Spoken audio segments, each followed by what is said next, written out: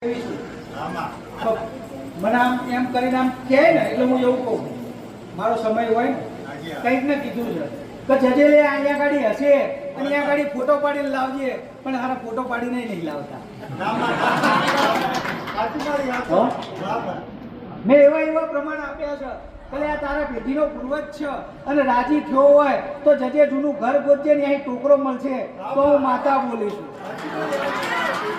આવા હું માતા પ્રમાણ આવીને બેઠીશું હો ભાઈ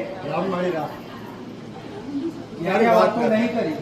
જ્યાં તે વાતો નહીં કરી પણ આજ સમયગાળો એવો આવ્યો છે ને એટલે જલ્દી સત્ય કોઈ સમજાશે નહીં કારણ કે આજે હરેક જગ્યાએ અલગ અલગ વાત પડી છે હવે માણસ ગૂંચવાઈ ગયો છે કારું સત્ય શું આ સત્ય પણ સત્ય એક જ હું માતા એવું કહું છું જગતમાં કોઈ ના કીધું હોય પણ તમારો આત્મો ઠરન તમારું હૈયું માને ને એટલે માનજો ભગવાનના ઘર સુધી એ જ સત્ય છે હો ભાઈ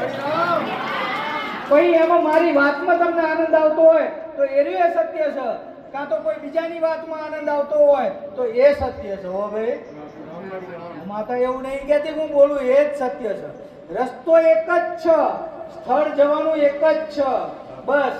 કોઈ આમ થઈને લઈ જાય છે ને કોઈ આમ થઈને લઈ જાય છે પણ લઈને ઊભા તો રાખવાના હા તમારી માતાના શરણે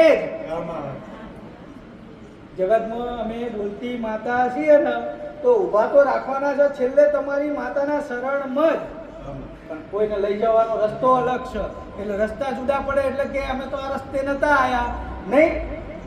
સાણંદ અહીંથી સાણંદ જવું હોય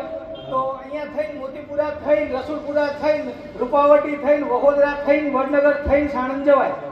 જવાય ને જૂનો રસ્તો આ રહ્યો હવે કોઈ મારા દીકરા હોય એને કીધું હોય કાંઈ થઈને માટકોલ થઈને જાતો કે આ તો આણંદનો રસ્તો નહીં શેખ સુધી ગૂંચવાય